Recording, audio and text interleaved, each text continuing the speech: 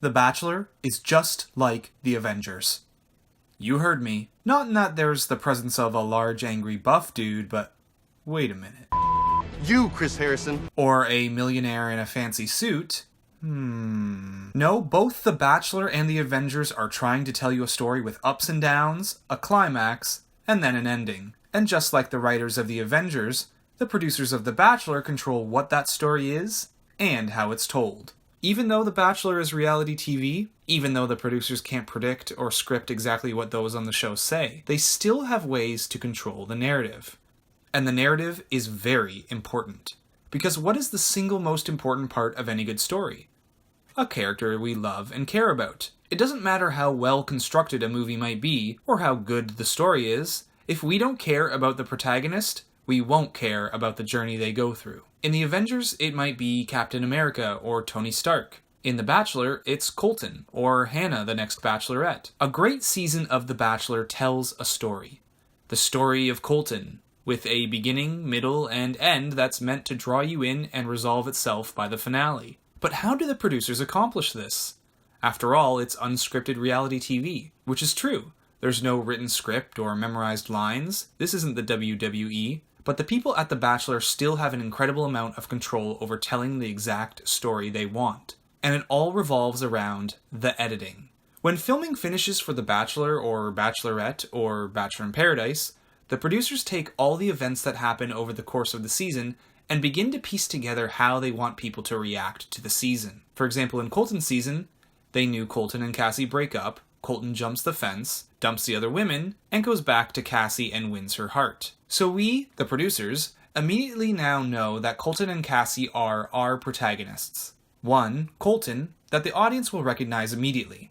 The other, Cassie, that they won't until the end of the quote story. And now we have our starting point. Our protagonist Colton is on the search for love and meets 30 women on the same search. Will he find his soulmate? The story begins. Now, of course, as I said before, any good story has a character we care about.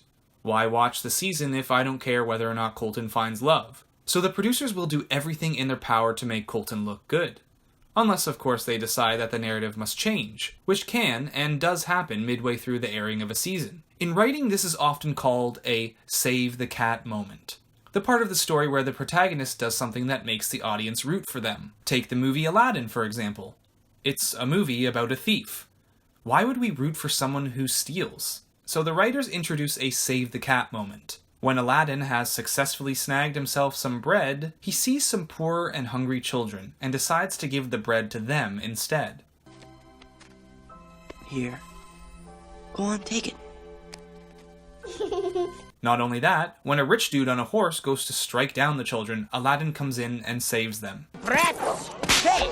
If I were as rich as you, I could afford some manners. We now know that Aladdin has values and morals that he acts on, so we can safely root for him. And just like in the movies, The Bachelor has an idea of who they want you to like and will try to highlight their best qualities and actions in order for us to begin rooting for them. And there will be many people given this treatment throughout the show. After all, who Colton ends up with is supposed to remain a mystery, and part of the conflict the producers want us to feel is a feeling of rooting for multiple couples and trying to decide which relationship is best. That's why the show doesn't put only Cassie in a good light and make everyone else look like villains. And these feel-good moments are in the minds of the editors from the very beginning, though they can happen at any time in the season. Most important, though, for the beginning is The Bachelor. Obviously, they knew Colton didn't do anything too scummy during the season and wasn't going to end up like Juan Pablo with everyone hating him. So, they're going to paint him in the best light possible, highlighting all of his best qualities, such as his charity foundation and his values. There's also subtle things they do to encourage you to like contestants they know make it far. For Cassie, they gave her some incredible music when she's introduced to Colton. I still have a little bit of butterflies, but that's okay. They'll go away. And they highlight her best qualities in the intro. Tayshia, Hannah G, Kaylin too. All got positive screen time night one. And don't forget the villains. They're getting set up as well, and they are very important. Villains provide conflict. Will the Bachelor or Bachelorette fall for them? Will they get the justice they deserve by losing out on a rose?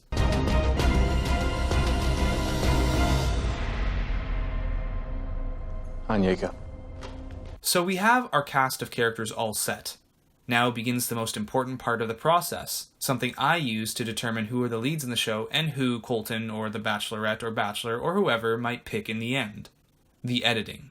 With the right kind of editing and enough footage, you can tell any story you want no matter what actually goes down. It's how the show creates conflict and obstacles for the Bachelor or Bachelorette to overcome. You can make all sorts of scenarios. Make it seem like one person is angry at another, even if the footage of them yelling is from hours later and with a completely different person. Make someone's joke seem hilarious by using footage of everyone laughing from 2 hours earlier.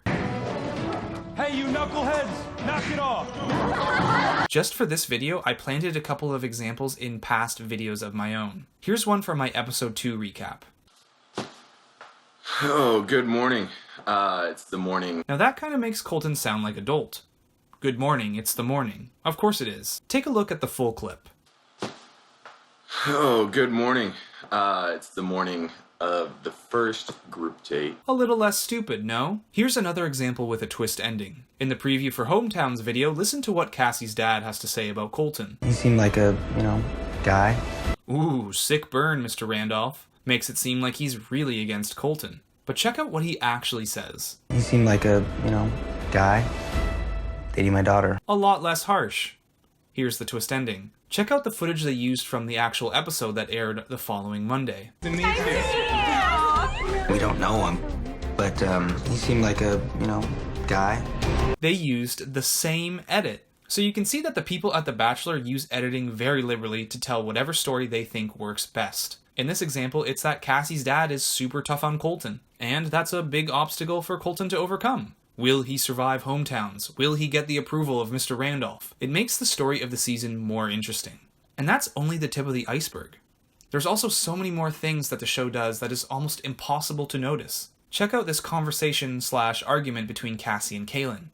Scared him so bad and you're gonna ruin potential relationship. But these two never had this conversation. They were talking to completely different people on completely different days. Cassie was arguing with Kirpa on the group date before Hometowns, and Kaylin was on a one-on-one with Colton. But this is how they are able to make any scenario they want to help create the best storyline possible. The other way that the producers craft the story is by influencing it with a personal touch. For example, in all likelihood, Cassie's dad wasn't just randomly in Portugal to come in and convince Cassie she isn't ready to get engaged to Colton. But it's great TV. So the producers call him up and fly him over. They do stuff like this all the time. They influence someone into doing something. Now, they do have the choice whether or not to go through with it, of course, but the producers give them a firm push in the direction that they desire. So again, we know the ending of the season. Cassie and Colton end up together. We also have great editing techniques at our fingertips to form almost any kind of scenario imaginable.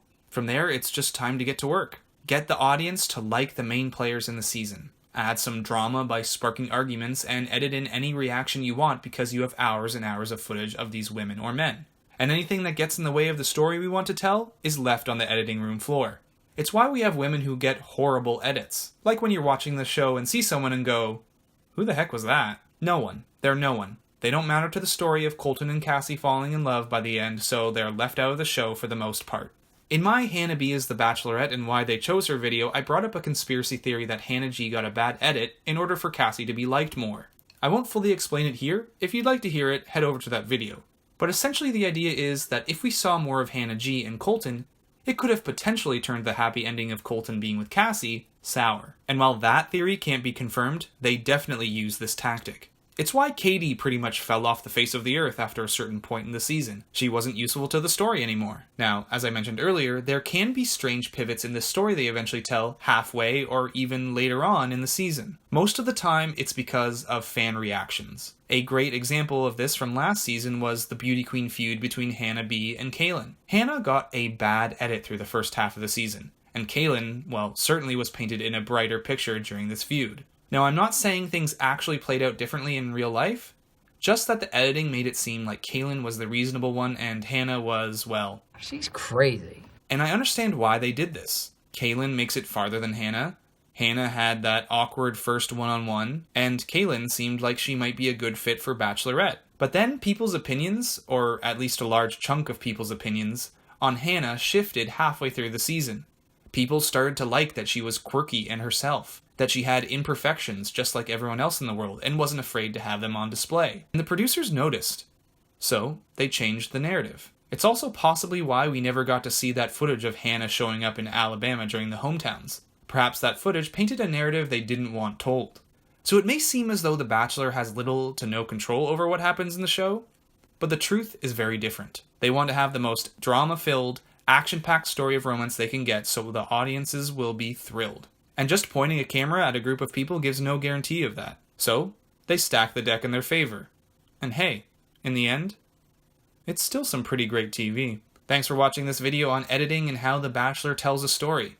I hope you enjoyed it, and be sure to like and subscribe if you did. And I hope this video will stick in your mind during the upcoming season of The Bachelorette, which is just a few weeks away. See you all soon in the next video. You, Chris Harrison.